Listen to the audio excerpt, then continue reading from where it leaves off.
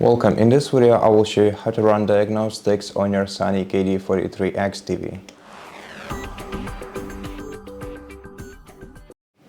First, press the gear button on your remote control to open settings, then go to All Settings menu and navigate all the way to the bottom of this list to Help and Feedback.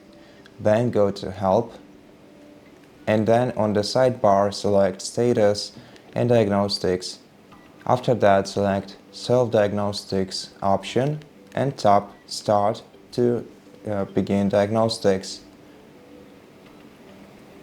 After the diagnostics finished, you'll see if the system detected any errors, and in my case everything is fine.